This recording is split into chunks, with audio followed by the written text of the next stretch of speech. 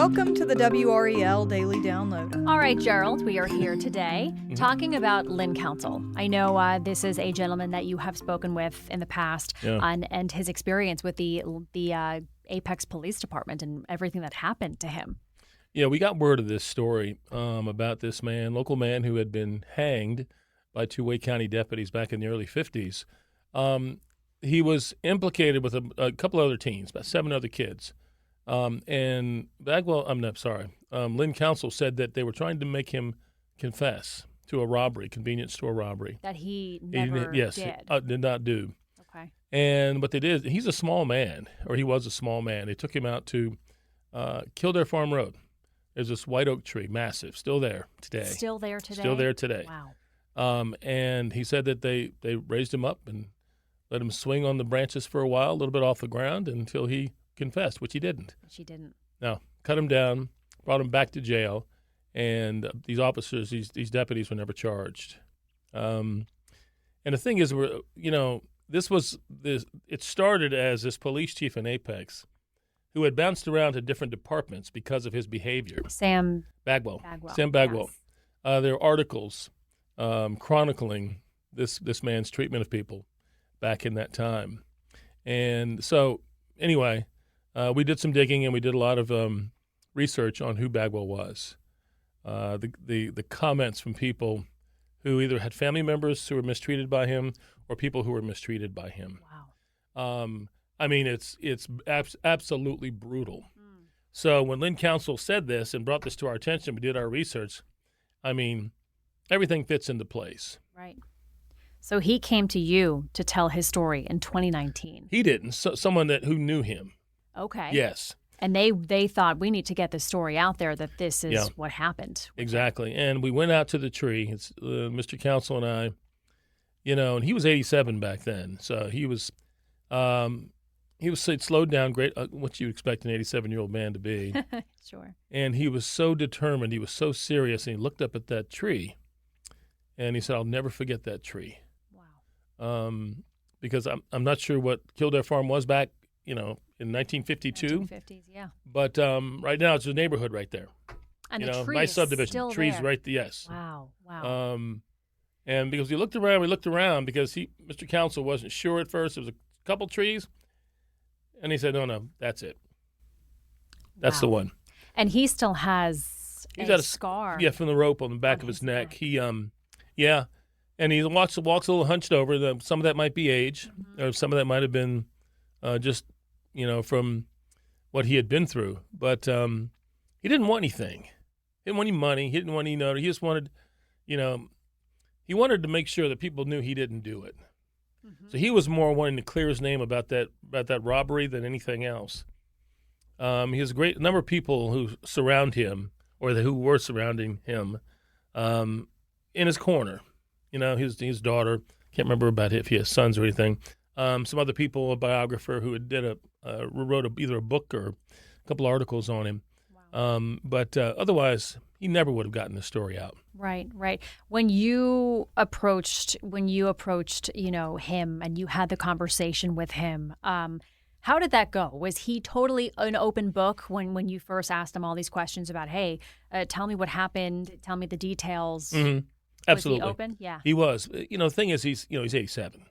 So he's really soft-spoken. So I had to listen very carefully. And he didn't, he was a man of few words.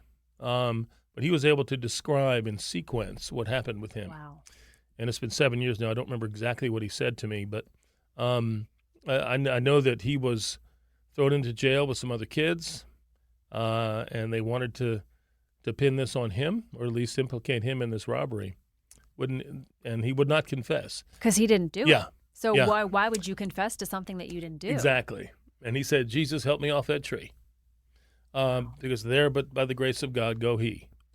And he, and why wouldn't you think that? Right.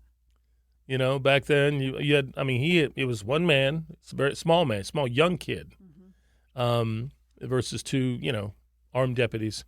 But what happened after that was really interesting. Is right after the story aired, the town of Apex apologized to him. Let's take a quick break right there, and we'll be right back.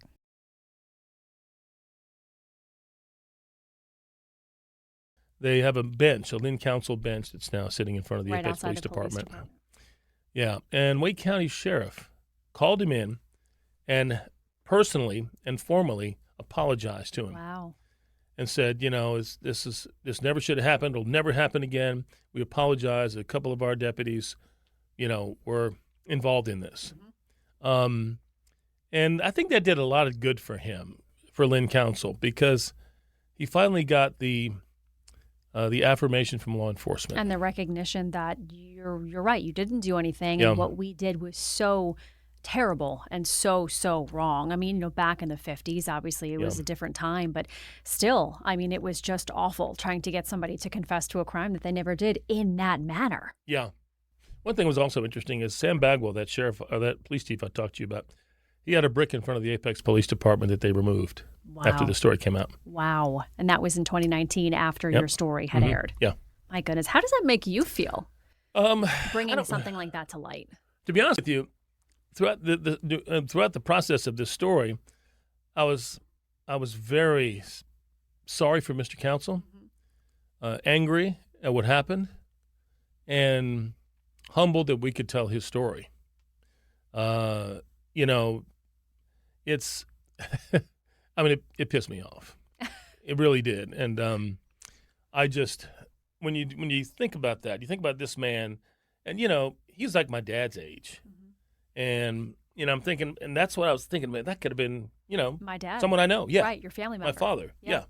Or an uncle or something like that back then. Who knows how often that happened that we never heard about it. Absolutely. And this does not indict all law enforcement. Absolutely not. I know the vast majority of men and women who wear the uniform were just as appalled at that story as I was and a lot of our viewers were. Mm-hmm. I know that for a fact. So, and sadly, that's one of those things that gives law enforcement a bad name, is when you hear a story like that and people, associate the badge with what happened here. Mm-hmm. And that's what you call a few bad apples, and those apples were very bad. Yeah. Wow. So that story aired that you did in 2019. After that, were there any follow-ups, or were after? Yeah. Okay. We did one where his community honored him. They had him come up. He drove up in this Excalibur, this wonderful car, and there had to have been 500 people in this church. Oh wow!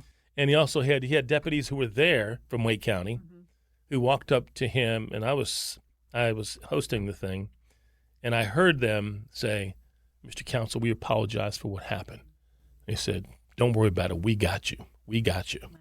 And it had to have been overwhelming for him. It's powerful. It's very powerful.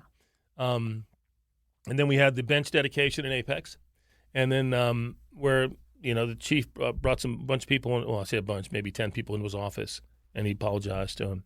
And then the Wake County thing, where the sheriff had just about his entire staff in there, and they're in this big conference room, and that's when the sheriff apologized to Lynn Council. So it's been very powerful, and it's been well received by the people who need to receive it well. Yes, and he needed to receive that. Sadly, he has passed. Yeah. But I think, even for his family, to know that he got that before he passed, right? Exactly. Very important. Yes, it is. It is. Wow. Very powerful. Thank you so much for sharing. Sure. I'm sure he was a lovely, lovely gentleman to see. He was, just as soft-spoken as he could be, just a kind man who didn't want anything in return, just the truth. Yeah, and you know what? He got it. He did. Thank you for listening to the WRAL Daily Download and for making us part of your morning routine. Another great way to get WRAL news is the Morning Briefing newsletter. That's a daily email with Triangle news, events, and headlines to help you get ready for the day. You can sign up at WRAL.com/newsletter.